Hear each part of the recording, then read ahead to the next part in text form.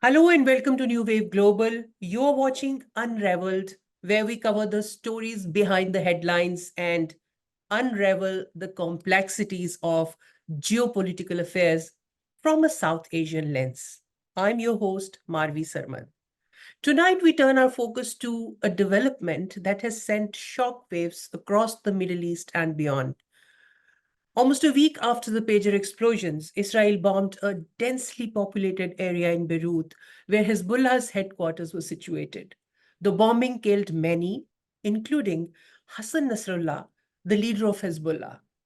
This event has the potential to reshape the geopolitical landscape of the region, with immediate ramifications for Lebanon, Syria, Israel, and beyond.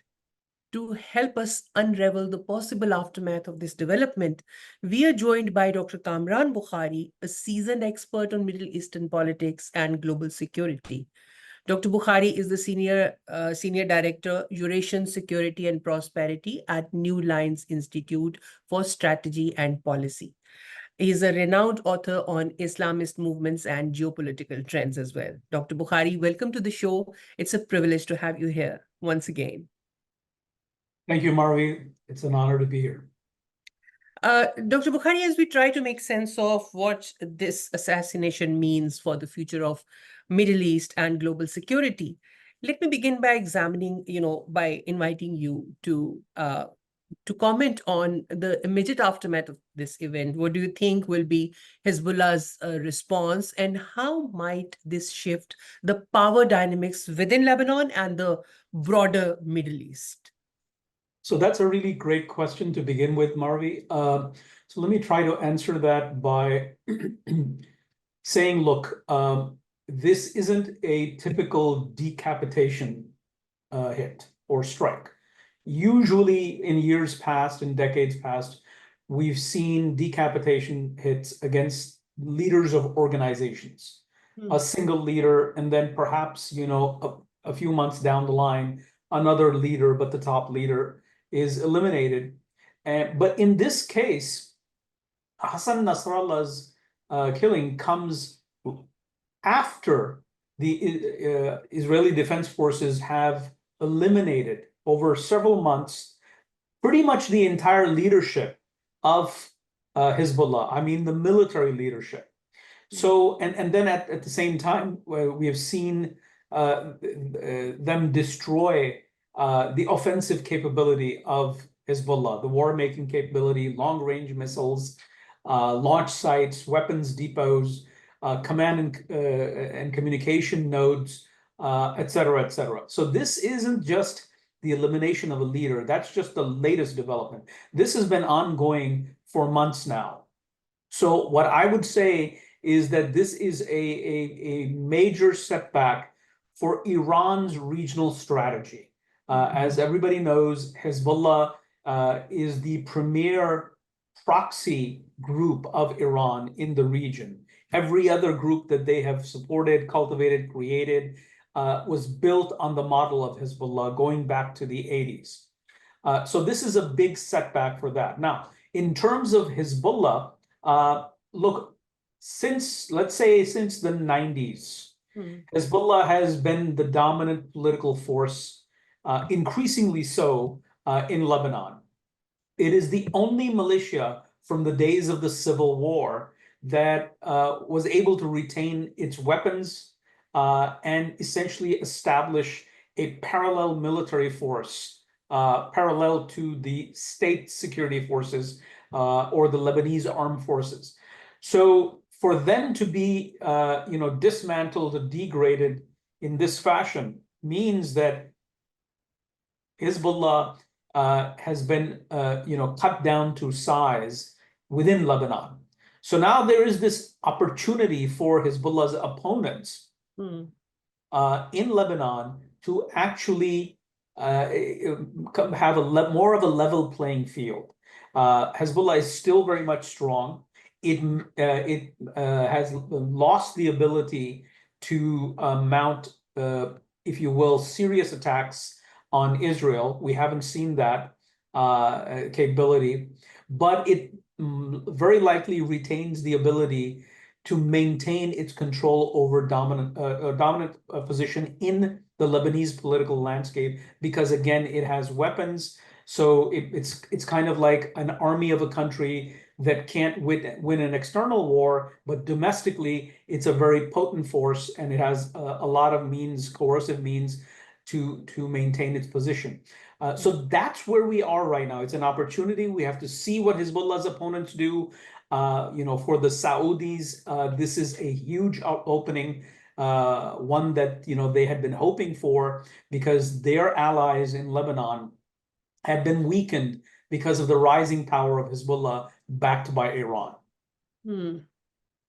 So internal dynamics of Lebanon can be influenced by the rivals of Hezbollah and Iran in the region. Correct. And I would say that, look, there is this potential. We don't know if they will be able to. The opportunity is certainly there. Will they be able to make use of it? Will they be able to take advantage of it? That remains to be seen. And as I've already explained, Hezbollah still has the ability to be a domestic force. Now, it's in disarray, and it's really difficult to tell what's underneath the hood. What does that situation look like? Because if your communications are compromised, if your leadership has been hit, successively within a short period of time, and you're in disarray. There's also a psychological problem, in terms of morale. There's a psychological hit that a group takes when faced with such circumstances. Then it's also seeing how Iran, its patron, has not been able to come to its aid.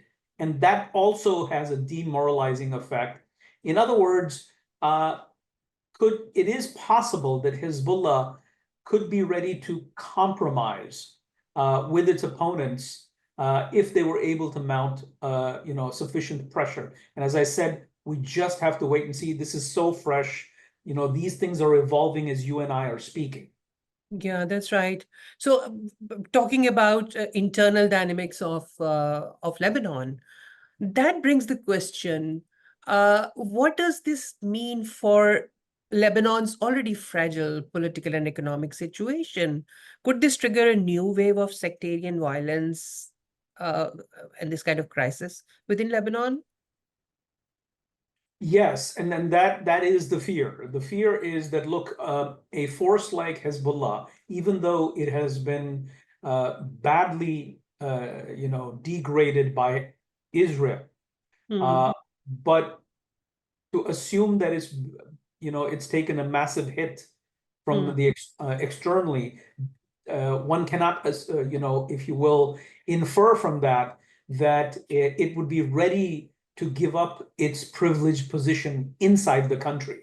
So what that does is that if let's say disagreements come about, and there are miscalculations on the part of its opponents, or they are basically put more pressure, the Lebanese armed forces try to assert themselves, then we're looking at potential internal conflict.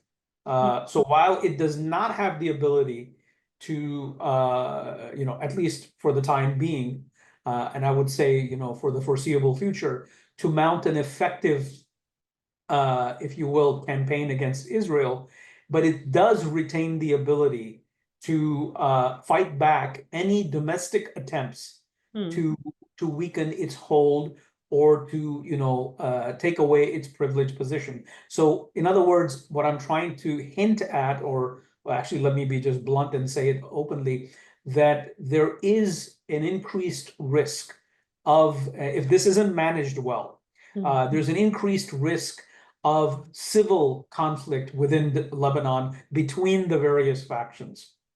That's right. And how does this impact, will this have any impact in Syria? So that's a very interesting question. I mean, one of my colleagues, Hassan, who is the editor-in-chief of our magazine, New Lines Magazine, just published a piece, I think it was like yesterday, on how Syria has managed to avoid getting entangled in everything that has happened since the October 7th attack from last year that Hamas mounted, and all the violence that has emerged, and the Iranians trying to use the situation to their advantage. Syria has kept itself out of this situation. And I think that it could go in many different ways. Depending on how much the Assad regime relies on Iran, relies on Hezbollah for its own well-being. As you know, it was only a few years ago that with the help of Iran and its mobilized militiamen, and particularly the role of Hezbollah, the Assad regime was able to win the civil war against the rebel forces inside the country. Now, the Syrian state is no longer what it used to be, but nonetheless, it's survived, and its control over the western part of the country remains. So now the question is, if Hezbollah weakens, does this provide for an opportunity for rebel forces to mount a fresh, campaign against the regime? Because they're sensing that one pillar of the support that the regime has had has been weakened. So is this an opportunity? There are many groups like, Hayat Tahrir al-Sham, which is based in the northwestern province of Idlib. They control that area. And there are other factions as well. I mean, Turkey is looking at this and saying, hey, is this an opportunity for us to be able to play a bigger role in the Middle East, a bigger role in the Levant, with the weakening of Iran? As you know, Turkey and Iran are the two main great power historically, competing for influence in this part of the Middle East.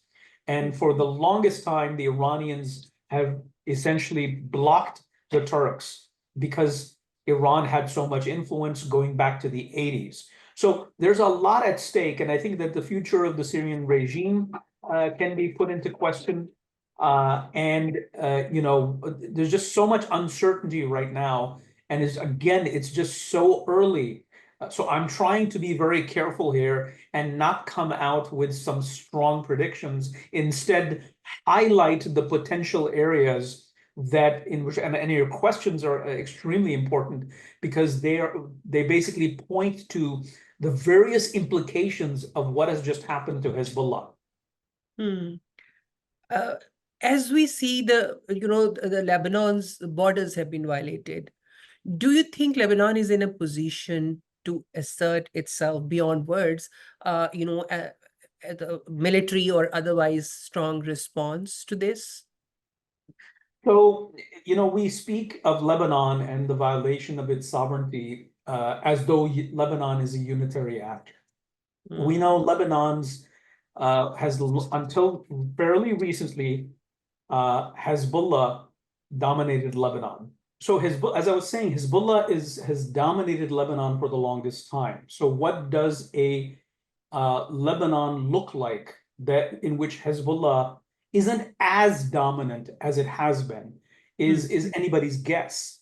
But I think that as far as sovereignty is concerned, well, look, if one group called Hezbollah held the state as hostage and basically was pushing its own foreign policy vis-a-vis Israel, Syria, and just the general foreign policy of the country, then was there sovereignty to begin with? Who had sovereignty? Sovereignty, one could argue, was in the hands of Hezbollah. That's where it lay. And now it's up for grabs. And the question is, from an Israeli point of view, what does Israel want? Israel has a 18-year experience in which an occupation did not go very well. In 1982, the Israelis went in to dislodge the Palestine Liberation Organization militias who were using Lebanon as a launch pad to attack Israel. And that meant that led to the 1982 decision to invade Lebanon and to flush out PLO but that invasion led to the creation of Hezbollah. So the Israelis are very, very,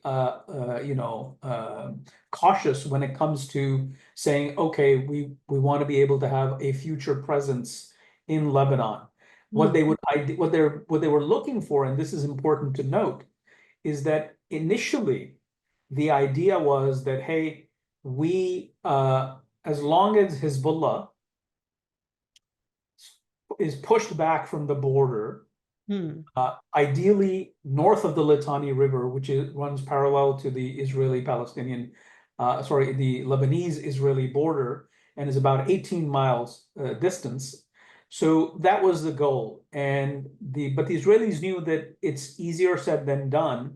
But they were sort of putting pressure on, as I mentioned earlier during our conversation, they've been hitting command and control structures for months now. And so they thought that this pressure would push Hezbollah to sort of say, okay, we don't want to get involved in this fight that is going on between Hamas and Israel in Gaza. And so that was the goal. But I think that at some point, the Israelis realized, and they saw some success in being able to eliminate so many of their top leaders, and penetrate their communication system, essentially, having an intelligence free-for-all, if you will. So they decided that, this is an opportunity that may not come again, and so why not degrade Hezbollah in the process? And I think that's what has led to this escalation that we saw peak on Friday, yesterday, with the decision to eliminate Nasrallah. So I think that we don't know, there may still be a ground offensive. I haven't seen the news reports in the last several hours, and I don't recall anything coming out in terms of a ground offensive. But if the Israelis go in and do a ground offensive, that would be short term. It will not be long term, because they have sort of that painful experience of being in country for 18 years only to be forced out. Hezbollah was created as a resistance force because of the Israeli invasion. What the Israelis don't want is to create another force that, or have their troops become, a target-rich environment for an insurgent movement, because Hezbollah's offensive capabilities may have been damaged, clearly, but its ability to mount guerrilla-style attacks, which is what the specialty of this group was for many, many years before it became a force that could project power beyond its borders. So they don't want to do that. So I think that what they would like is to create the conditions, and it is hard because it involves it could involve the deaths of countless civilians, and they're already under a lot of pressure because of what's happened in Gaza. And so they don't want a repeat of that. But I think they want to reach a point where Hezbollah has been, for lack of a better term, defanged sufficiently. And there can be a much even sort of power sharing arrangement. A new government could emerge in which Hezbollah does not have a disproportionate amount of power in the country. I think that's what would be acceptable for the Israelis. Will they get that? Remains to be seen. So while we are at it, what do you think? I mean, coming back to Iran, Iran, we know that could not or did not do anything significant when Israel killed Ismail Haniyeh, the Hamas leader, on the soil of Iran. What do you think Iran will choose to do or can do at this point? So I think, look, you're absolutely right. Again, you've put your finger on the problem, which is that Iran's reputation, its credibility amongst its own proxies, forget about everybody else, but its own proxies is at risk, because everybody who's an ally, whether you're an Iraqi Shiite militia group, you're a Shia militia faction, in Syria, you're the Houthis, you're Hamas, you're Hezbollah, you're Palestinian Islamic Jihad, whoever you may be, and if you're part of the Iranian proxy network, then you have to be wondering that, can I depend on this patron? This patron seems to be losing. Do I want to go down with it? And look, it has not come to the aid of Hezbollah. And before that, as you pointed out, Marvi, they couldn't do anything when the Israelis did this intelligence operation against the chief of Hamas, who was in Tehran, yeah. the heart of the capital, basically attending the inauguration of the new president, along with many other dignitaries. So if everybody can see the weakness, and so Iran is under a lot of pressure right now, and probably the most pressure that it's ever been, since the founding of the republic, in order to demonstrate that it is a power. Now the problem that the Iranians face, on one hand, they are under tremendous amount of pressure, unprecedented levels of pressure. But at the same time, they fear that if they were to conduct an attack on Israel, that could lead to a counteroffensive by the Israelis that would further expose their weaknesses. In other words, to use an American, phraseology, you're already in the frying pan. Do you want to be, in the fire? And so, out of the frying pan into the fire kind of situation. Do they want to see that? Because they don't know, to what extent Israel's capabilities are. They're going by old assumptions, and those old assumptions have been challenged consistently over the months. They have seen how Israel is willing to take risks. They have also seen how Israel has penetrated their networks, communication, and this isn't new. Back in 2020, in November of 2020, a top nuclear scientist, Mohsen Fakhrizadeh of the Iranian establishment, was assassinated in an operation that was attributed to the Israelis. And so this isn't new. So Hania's assassination isn't new. This is something the Iranians have been penetrated for many years. They know all of this. So now the big question for them is, what kind of response can they mount in order to restore, revive some of their lost credibility? And that is what I think the leadership is working on right now. Do they have good options? No, they have very few options because they do not have an air force. Their ballistic and cruise missile capability and drone capability, we've seen a demonstration of that on April 13th. It didn't do much damage to Israel. And are they prepared for counterstrikes? So how many, again, the risk is, are you going to be worse off with an attack like that? And if you do not mount a counter, then your credibility is on the line. So this is a very tough situation that Tehran finds itself in. Yeah. And you see, when you were talking, I was just thinking about the possibility that, Israel being emboldened like this, going all out, can this happen? I'm just thinking wildly. Can this happen that Israel decides one day to bomb hell out of Iran and just be done with the problem once for all?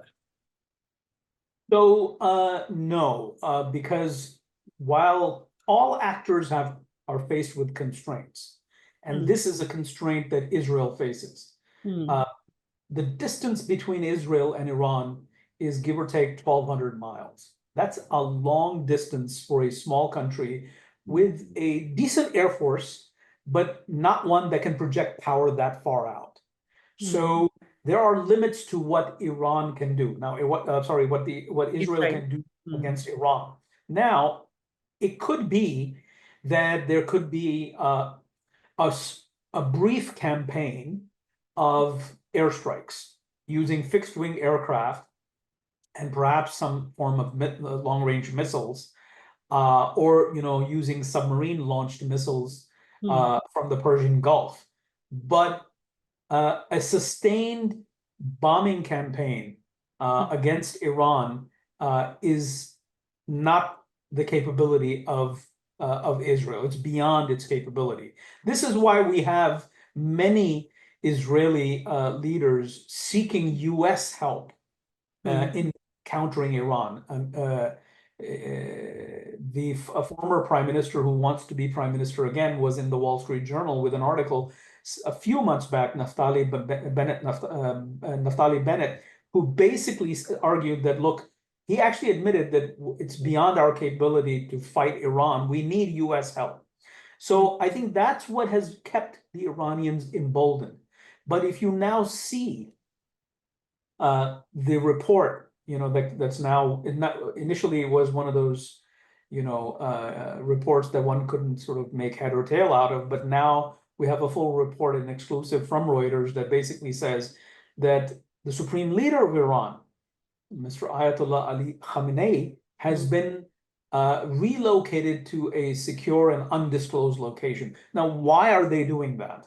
They're doing that because they cannot take chances.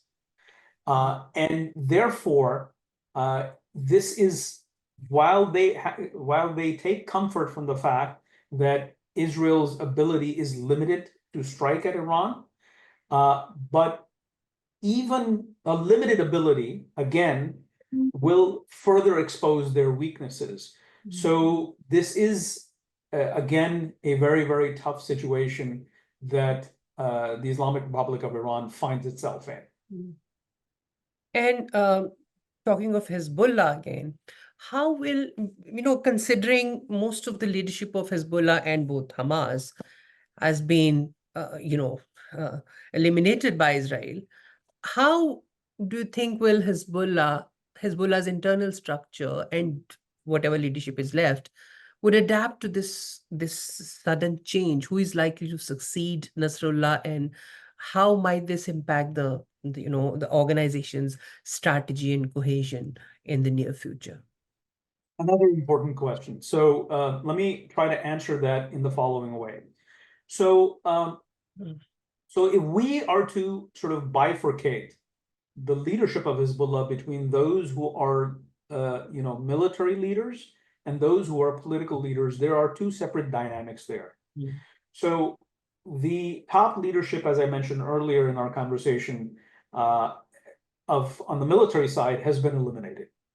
So what that does is that overnight you have one too many people who were junior all of a sudden have to fill in for those who were killed. So they don't have the experience. It's kind of like, if you're a colonel in an army somewhere and all of a sudden you were made a general. You don't have the training, you do not have the experience, and you're going to be struggling. So, and imagine this happening to too many people, because all the people that have been killed have to be replaced. And even if you kind of like appoint somebody, you announce, or you just sort of say, hey, now this person takes over, and you quietly do it internally. Well, it's going to take some time for those people to settle into their new roles. Secondly, they have to seal the leaks in the system. That's the biggest problem, because how is it that Israel has been able to take out so many people? That means they had real-time intelligence, so, which means that Hezbollah is penetrated by Israeli intelligence. And so they have to fix those leaks within their system. That's not going to be easy. You're new on the job. You didn't plan for this, and so many new people. So it will take time for this younger crop, less experienced individuals who will fill these positions that have been become vacant because of the assassination, the successive assassinations at the hands of Israel. So that's part. Now let's switch to the political side. Yeah. Now, the political side has its own dynamic. There, Nasrallah had been at the helm since 1992. That's a very, very long time. Yeah. That's, what is it? If we were to do the math, let's say 32 years or so, that's a very long time to be at the helm. And what it means is he had established his authority. He had through his charisma, through his experience. People respected him in the organization. He was not, he wasn't sort of this, there was no one at par with him. He was preeminent. He was the supreme leader, if you will, of Hezbollah. With him gone, the big question is who takes over? And there are many people who, are at the lower ranks of the leadership, the political leadership council, who could be contenders.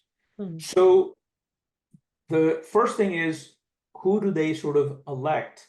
And then it will so whoever that individual is has some very big shoes to fill, because he cannot become a Nasrallah.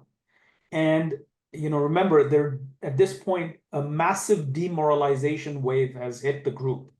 So it's going to take time for the political leadership to fill Nasrallah's shoes. In some ways, if I had to sort of argue, it's going to be harder to find a top leader, and for that top leader, when they find that person, to actually become as effective or nearly as effective.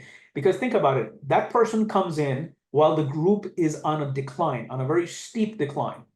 How does that person stop the hemorrhaging and deal with all sorts of new challenges that the group was not dealing with, until fairly recently?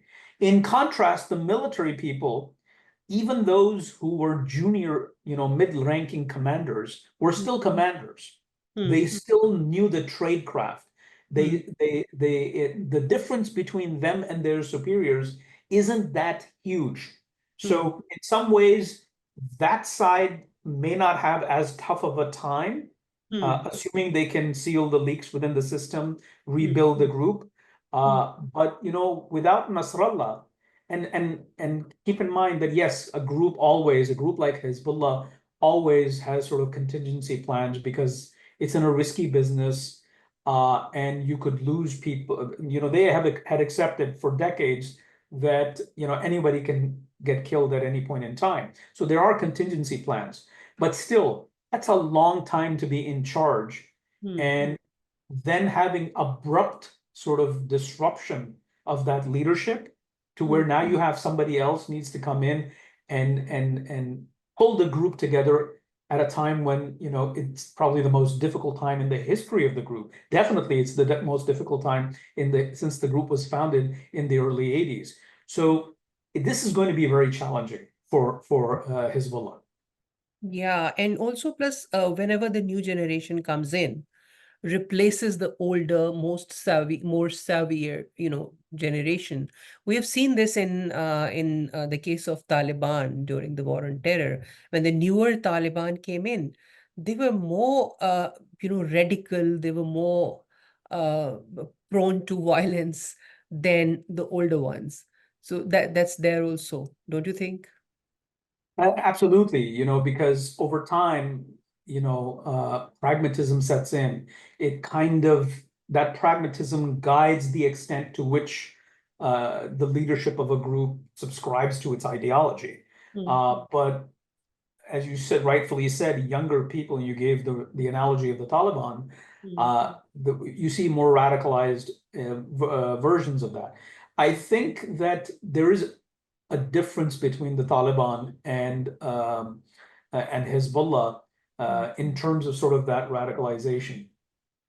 I think that the Taliban had a much bigger geography that they were leveraging. The United States wasn't next door. It's not a neighbor to the country. And the United States and NATO forces were, considering the topography and the geography of Afghanistan, were highly limited. We're talking 100,000 or so troops, and so give or take. So it was much easier for the Taliban to stage a comeback. Here, the country is small, already facing a massive economic and financial crisis. It is right on the border of Israel. Israel isn't a long-distance actor. Israel is much more invested in its own national security, and thus more highly motivated to act against them. Remember, for the US, this was a long-distance conflict. This was, and everybody knows the history of how it ebbed and flowed. The mission evolved over time. It wasn't really clear. So I think the radicalization of, and then the most important thing is that Hezbollah is part of a very fragmented political landscape. So while the Taliban represented the largest militia in the country, they were the largest force representing the majority Pashtun population, and they had spread their influence through the minorities as well. In this case, Hezbollah has sectarian limits, confessional limits. A large chunk of the country is Maronite Christian. There are Sunnis as well. And so this is a much more fragile, much more fragmented landscape where if you become more radical and non-compromising, then you could be shooting yourself in the foot. So I think there's a stark difference in the circumstances. That's right. And then Hezbollah does not have in its immediate vicinity, benefactors in a country like Taliban had in Pakistan. So, of course. Here, Hezbollah is having to support the Assad regime, as opposed to the other way around. It used to be that way until the Arab Spring uprising. And then Iran is at long distance. And I'm pretty sure right now, the confidence amongst the Hezbollah people when it comes to, dependence on Iran is pretty low. Oh, that's an important factor, actually. And what does, all of this mean for the ceasefire negotiations between Israel and Hamas? So I think that ultimately the ceasefire between Hamas and Israel, while it is related to this, Hezbollah-Israel clash conflict, but I think it has its own logic. I think if you notice that the moment in which Israel decided that Gaza can take a back seat, the focus is going to be the northern front. That suggests that the Israelis were confident that they had reached a point where if they started another front with Hezbollah, where they had to deal with this constant rocket fire into Israel, then that wouldn't be something that Hamas would be able to take advantage of in Gaza. So that would also explain why they were not in a rush to do a ceasefire, and they're even putting, the government of Benjamin Netanyahu had sort of put the issue of the hostages, the retrieval of the hostages that Hamas is in control of, as sort of a secondary, if you will, issue. And everything became, at least in the last several days and weeks, the Hezbollah became the main issue. So I think we need to see how far Israel will go. I think what the Israelis would want is to make sure that they have sufficiently degraded as much as possible Hezbollah's ability to mount a counteroffensive. And they're trying to buy themselves some years of respite from attacks from Hezbollah. And then I think that they will then sort of refocus on Gaza. Not that they're not doing anything there. It's just that this is the priority right now. I think the operations in Gaza continue. The goal of dismantling Hamas as a government, as a ruling entity, and as an entity with the ability to carry out offensive operations against Israel, that remains. But they also face the challenge of the tunnel network that's underneath Gaza. And they have to they need better intelligence. Here it's interesting to point out, Marvi, that while Israeli intelligence on Hamas was really weak, which led to the October 7 attack, and surprised the Israeli security establishment. They seem to, in sharp contrast, they seem to have far superior intelligence when it comes to Hezbollah. So it could very well be that because Hezbollah is such a bigger threat and Hamas is a much smaller threat, that they prioritized Hezbollah. That's where they put their resources and develop the intelligence. But for whatever I'm pretty sure that is the main reason. But that is, something to be noted here in terms of the comparative intelligence capabilities vis-a-vis both groups. And now this is my last question. Might sound a bit outrageous, but it's a loud thought. I know you've already addressed the question of the borders, Lebanese borders that have been, violated, and how Lebanon might be different. Its context might be different from any other settled country. But the question still emerges, in one's mind. What if other countries take this as precedent and there are so many conflicts in the entire world where one country's uh, uh, terrorists are being harbored by another country. And what if the countries start bombing each other? Pakistan and India come to mind. What if this is taken as a precedent and the countries just go ahead with whatever they want? So there's something to be said about precedent. It's definitely a factor. But I don't think just because there's a precedent that it will materialize or manifest, that same situation will manifest in other conflict zones in a similar way. Each conflict zone has its own dynamics on both sides of the fault line. Here we're talking India, Pakistan. I mean, keep in mind, India has done the surgical strikes after Uri in 2016. Yeah. And then we saw, in 2019, after Balakot, that was sort of the first use of air power. Fixed-wing aircraft fought each other, albeit briefly, the first time since the 1971 war. So yes, it can happen, but what I'm trying to say is it's already happening. As for the sovereignty question, look, I mean, normatively speaking, from an international law perspective, there is something that sovereignty is enshrined. It is a notion that is accepted internationally, part of international law. Sovereignty cannot be violated. But it gets complicated when a group within X country uses the soil of that country to launch an attack against another country.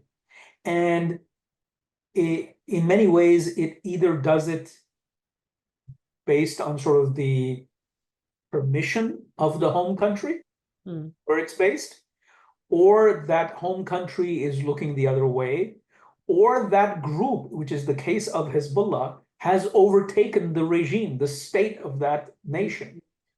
So then the question is, is that state sovereign to begin with? Can it exercise sovereignty? I mean, if you recall, and Marvi, it was only a few years back when this debate was happening in Pakistan, where drone strikes in the former federally administered tribal areas were seen by many in Pakistan as a violation of Violation Pakistan's of, sovereignty. yeah. But the counter argument was, well, if you have sovereignty, then why are all these groups, running amok in your territory and causing problems for the neighboring country? Either you don't have sovereignty and you can't do anything about it, which is why others need to do something about it. This is the American argument that I'm trying to put forth. I'm not going for one side or the other. I'm just presenting the argument here to show how complicated the sovereignty argument becomes. Or you're allowing them to do this because it's in your interest. And so reality is always somewhere in between. But at the end of the day, it doesn't matter what the reason is. The bottom line is you can't say, hey, you're violating our sovereignty when you're allowing non-state actors to do that to begin with. So this becomes, a really, really convoluted debate.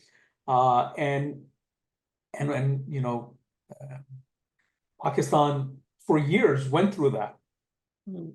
Ultimately, Pakistan had to, I think it was after APS in, it was 2016, 2017. No, I'm sorry, it was even much earlier, 2014. Yeah. That Pakistan realized that, there's a serious problem. Yeah. That needed to be dealt with. And then we had the North Waziristan operation. So, sovereignty is, it's kind of like one of those things that it exists if you can keep it, if you can maintain it. Absolutely. No, the very important points. Thank you very much, Dr. Bokhari. You were very kind, and it's always a very enriching discussion with you. Thank you very much. Thank you, Marvi. Always a pleasure.